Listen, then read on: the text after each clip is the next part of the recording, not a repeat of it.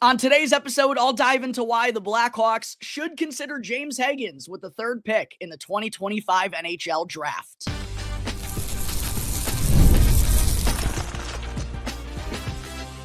You're Locked On Blackhawks, your daily podcast on the Chicago Blackhawks, part of the Locked On Podcast Network, your team every day.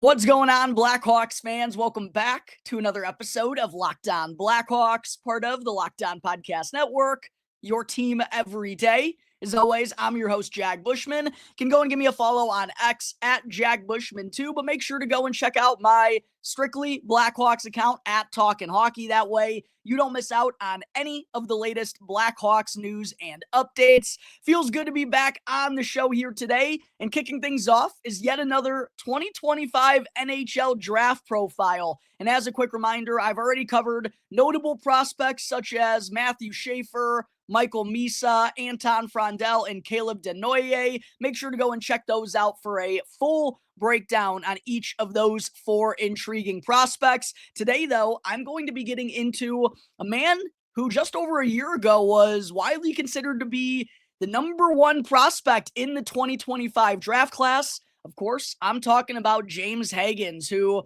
I feel like is one of the most polarizing players in this year's class. I feel like there are a good chunk of Blackhawks fans who would like to see the team draft him with the third overall selection. And then I feel like there's a pretty good size of the Blackhawks fan base that doesn't want them to go the James Hagens route. For me personally, I've been saying it on the show for the last couple of months.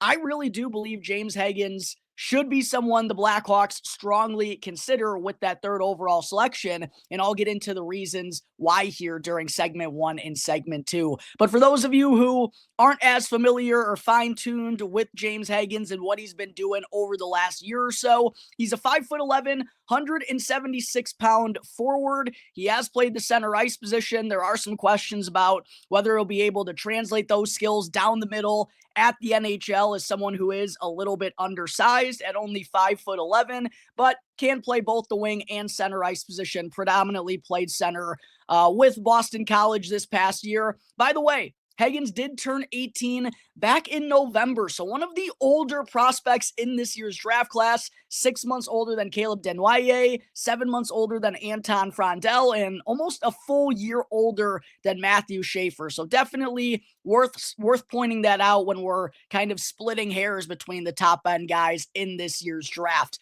But like I mentioned, James Hagens played college hockey last year as a freshman with Boston College, one of the best programs in all of college hockey, wound up tallying 37 points, 11 goals, and 26 assists in 37 games. That was good for third on the Boston College Eagles, behind only former first-round picks Ryan Leonard and Gabe Perreault, two of the most dominant players in all of college hockey this past season.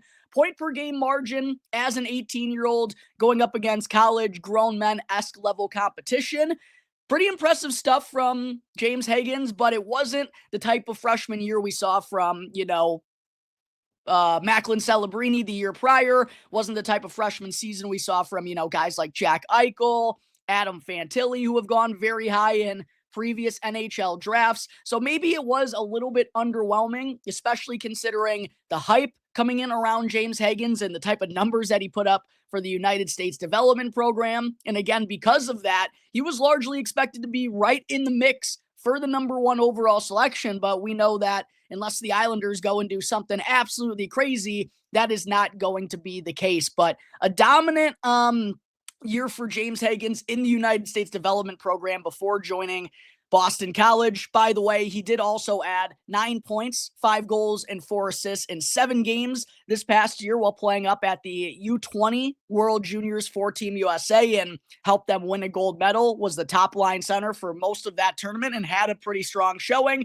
And then, like I mentioned, a dominant 17-year-old season where he had 102 total points in 58 games for the United States Development Program, 39 goals and 63 assists. And then he also carried over that to the U18 World Juniors, where he was incredible for the United States, racking up 22 points, 9 goals and 13 assists in 7 games. So a lot of good offensive numbers for James Hagens. Maybe not the goal scoring we wanted to see from him as a freshman. Maybe not the overall point totals or the dominance that we wanted to see like we got from Macklin Celebrini the year prior as a freshman, but altogether still a pretty strong freshman campaign for James Hagens. As far as the rankings go, again, something I like to do here on the show just to kind of get an idea of what the top industry scouts and analysts, what they're thinking about James Hagens at this point in time. Elite Prospects has him ranked 4th. Bob McKenzie has him ranked 2nd.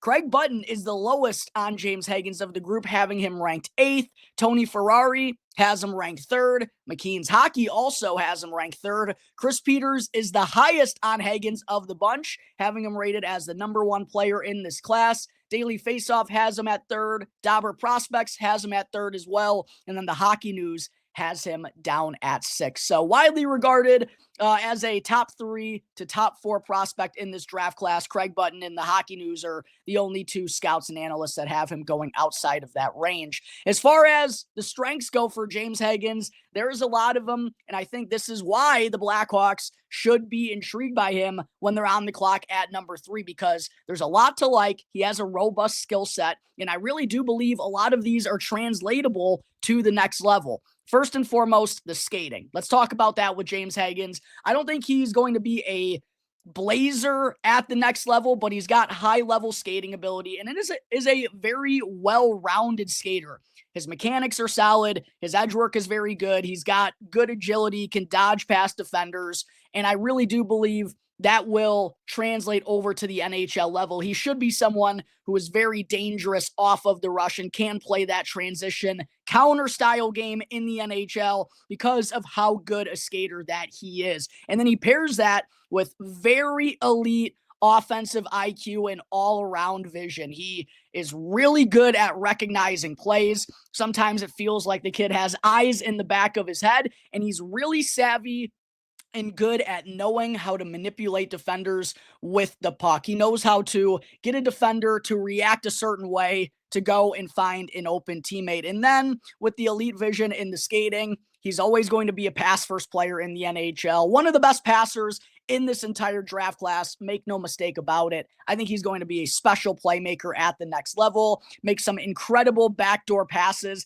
and can dominate a power play again because of his vision, his anticipation, and his deceptiveness. He knows what defenders are trying to do, and he uses his eyes and his body to kind of fool defenders to get him to lean one way or make him think he's going one way when in reality he's just doing that to get you to react, to open things up, to make a cross-ice pass. Really, really savvy playmaker. I think he's going to be a special passer at the next level. And then he's also got really special puck skills for a kid who's 5'11", under 180 pounds.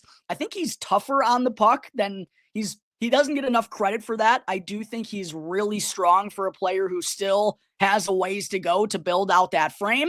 And then he's also just super quick with his stick handling. I mean, highlight reel type of deeks. He has the capability to dance through a couple of defenders in transition and made some really special moves with Boston College. And again, I think he's able to do that because he thinks the game at such a high level so quickly. It's like he's an autopilot knowing how to get around a couple of defenders with a couple of really nice moves. And then in addition to the playmaking, I do think that's always going to be his dominant trait at the next level, in addition to his offensive IQ, vision, and skating ability. But I do think there's goal scoring upside for James Hagens. I know he only potted 11 goals in 37 games as a freshman this year, but when I watched him score those goals, I loved how diverse his shot was. He could score glove high. He'll go low blocker. He'll beat you in between the 5-hole. He is capable of shooting a one-timer with some more power. I think for the goal scoring abilities,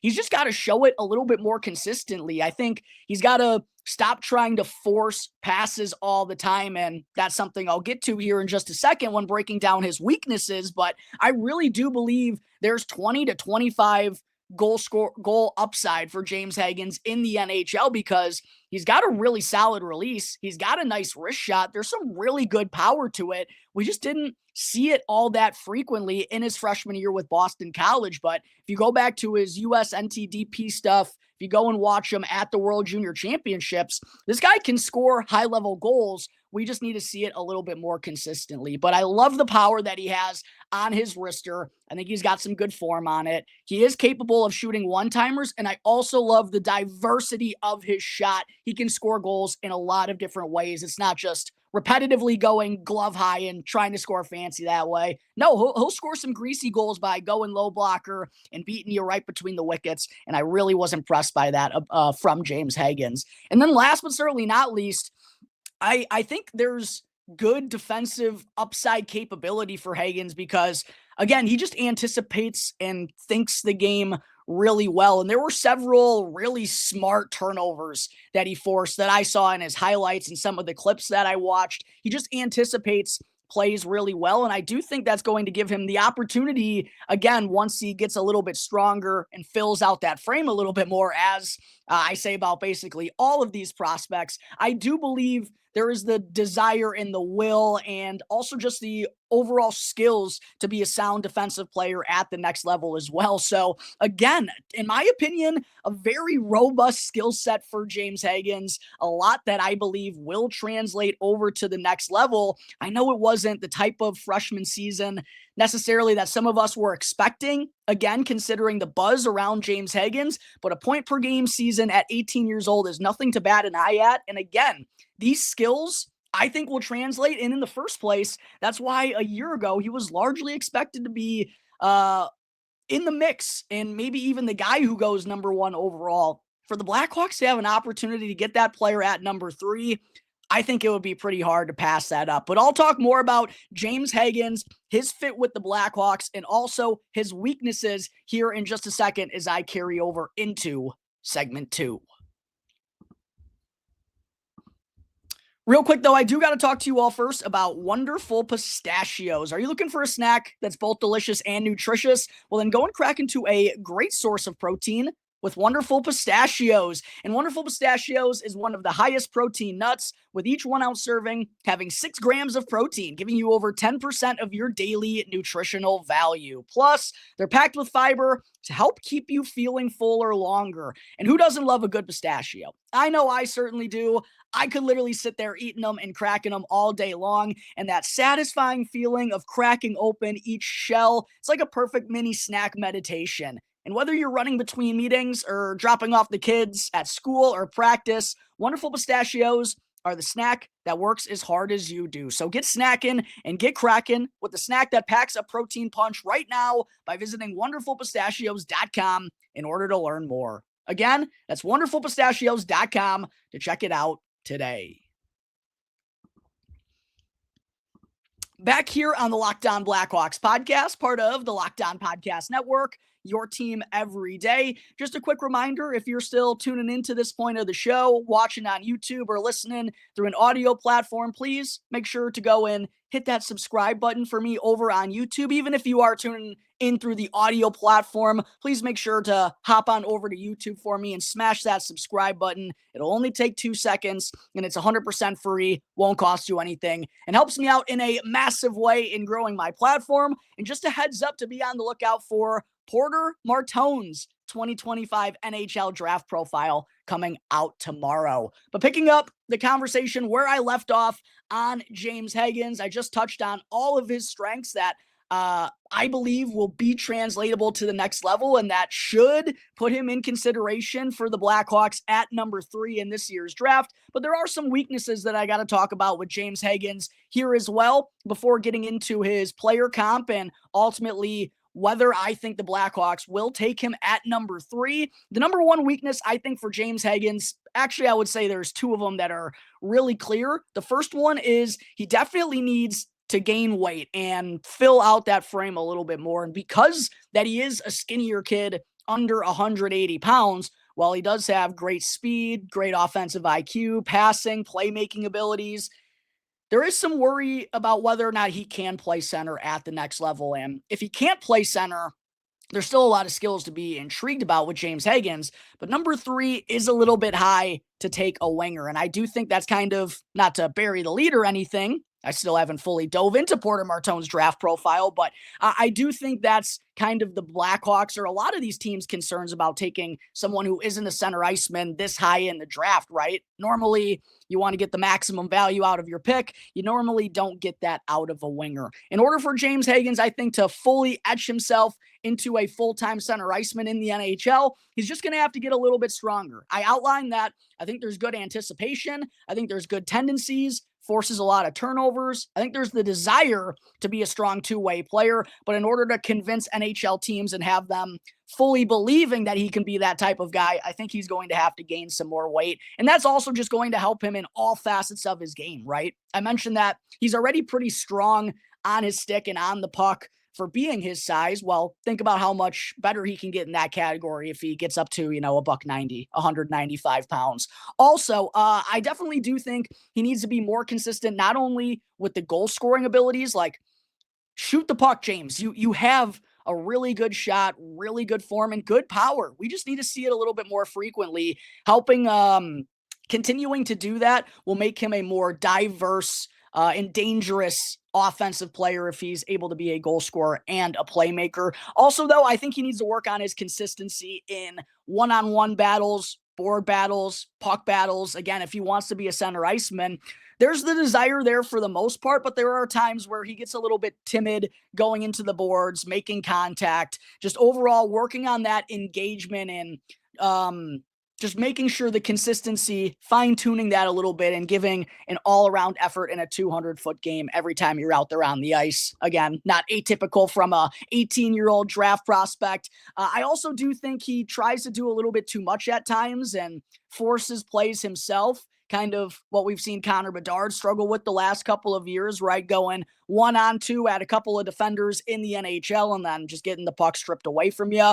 There is a time, there is a place, and I love the confidence. I love the self-belief, but you got to pick your battles a little bit more cleanly. And I think that is something that James Hagens needs to work on a little bit. But again, I say that about a lot of kids who are offensive-minded, skill players, one of the better players on their team. They try to take over games. It's not something that's all that irregular to see. But those are kind of the weaknesses that I have overall with James Hagens. Again, all things that I believe he really can work on. So as far as my comp for James Hagens, I fully believe he's going to be a top 6 player with top line upside in the NHL. We still got to figure out exactly what position he's going to play, but I firmly believe he's going to be a center iceman. I don't know if he's going to be a team's top line number 1 center if you're a Stanley Cup contender, but I think he's a really solid piece that you could put into your top 6 on the wing or play center, and you'll feel very comfortable with James Hagens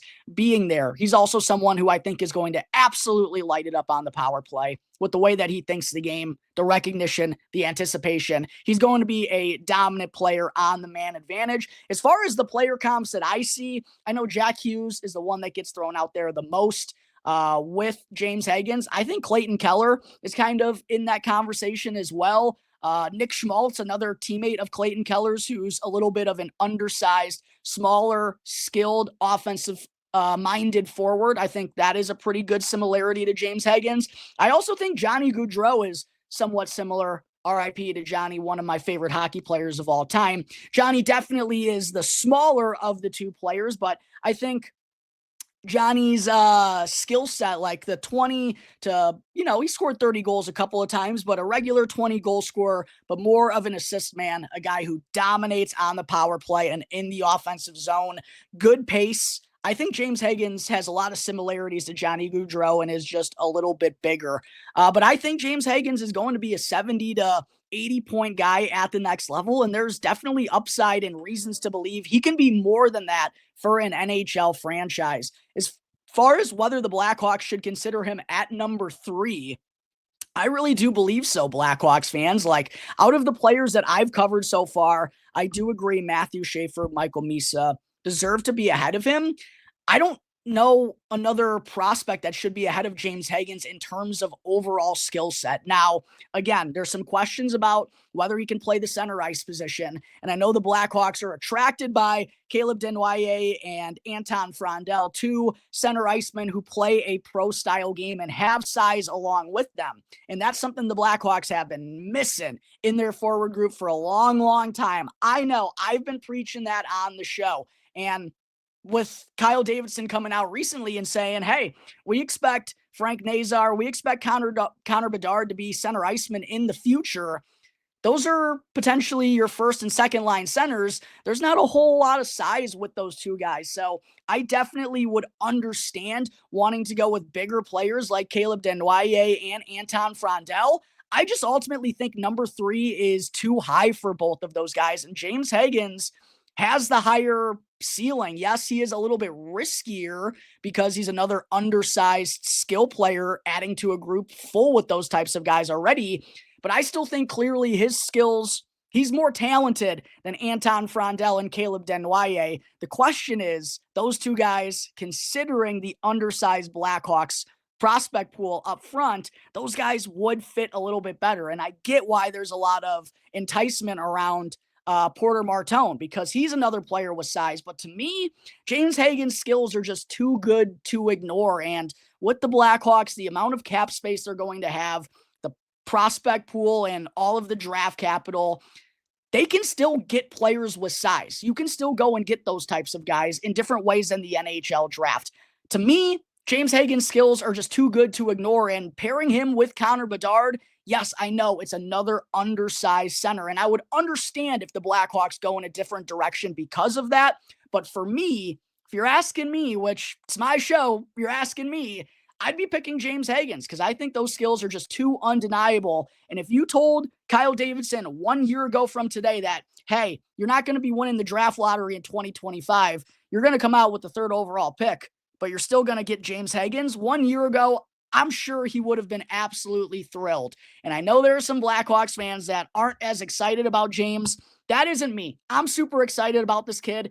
And if he's available at number 3, which he's expected to be, I really believe the Blackhawks should make him their first pick in the 2025 NHL draft. There are my thoughts on James Hagens and his 2025 NHL draft profile. Let me know in the comment section below, Blackhawks fans, if you feel the same way that I do about James Hagens, or if you think the Blackhawks taking him at number 3 would be a big old mistake. And if you do feel that way, let me know who you want to see them draft at number 3 overall. But that takes care of James Hagens' 2025 NHL draft profile, someone I've been very excited about for a long, long time. Watching the highlight tape, watching the breakdowns, watching the film, I don't know how the Blackhawks wouldn't make this guy their first selection in the 2025 NHL draft. I get the size. They need that up front.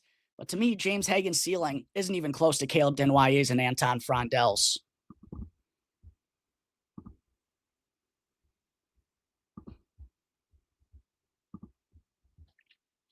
Thank you all for making Locked On Blackhawks your very first listen here to start off your week. For your second listen, make sure to go and check out the new Locked On NHL Game Night. Every game, every night, up until a Stanley Cup champion is crowned, get local analysis on a national scale with Locked On NHL Game Night, which you can find right now on YouTube or wherever you may be listening to your podcasts.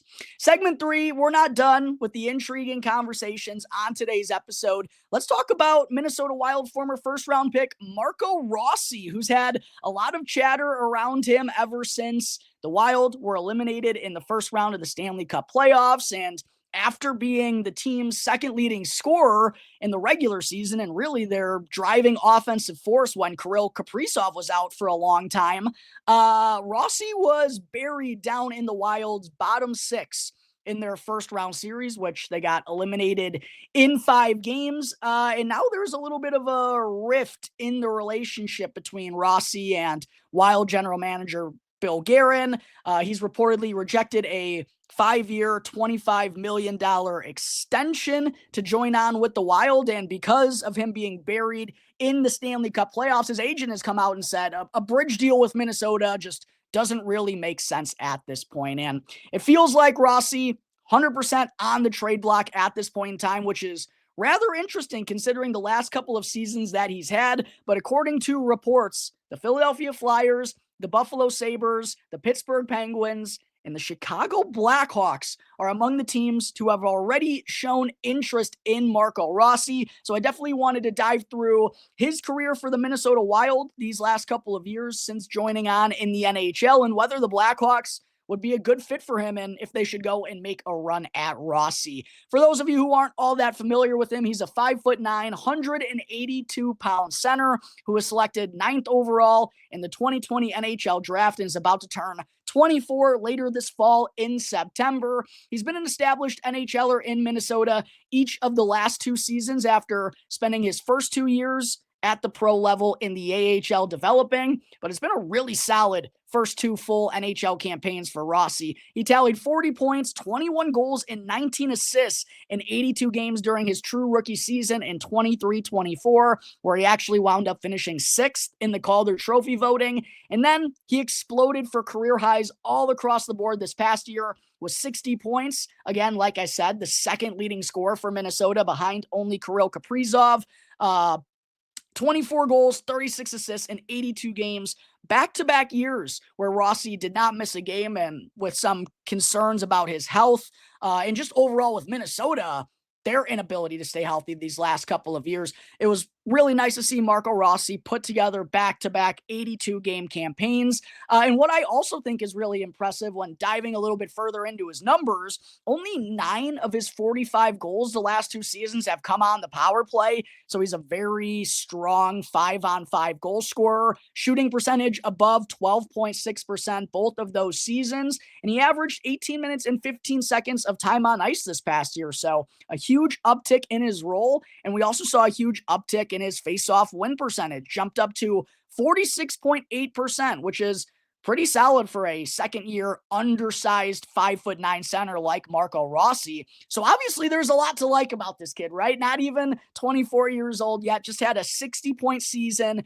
back-to-back 20-goal campaigns, shooting percentage that seems sustainable, not a power play merchant by any means. Like, why would the Minnesota Wild want to trade this guy? Well, again, just something weird happened between he and the coaching staff come playoff time. I think there's been a little bit of a conflict between understanding what Rossi's true role should be here in Minnesota. It's honestly a little similar to what Marty Necas was going through with the Carolina Hurricanes for a couple of years there before he ultimately got dealt to the Colorado Avalanche. Seems like Marco Rossi is probably going to get dealt at this point in time because, again, there just seems to be some conflict about his future role with the team and also just what he should be paid on his next contract, especially now that we know a bridge deal seems to be out of the equation. But for whatever reason, Rossi dropped down to 11 minutes, just over 11 minutes per game in 6 playoff games, actually, was how long Minnesota lasted in the first round. But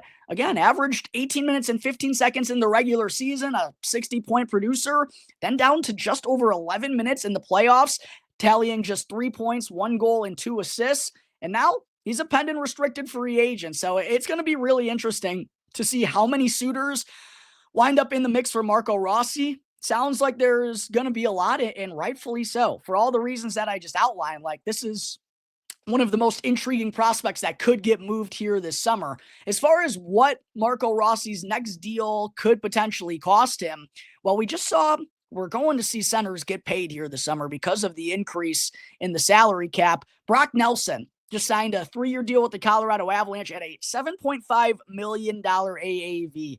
Brock is one of the best two-way centers in all of the game, but Marco Rossi definitely has the higher offensive upside, is younger, can play with some pace, right? Like, it's going to cost some decent money to go and sign on with Marco Rossi, and you would think one NHL club would be convinced enough to go and do that.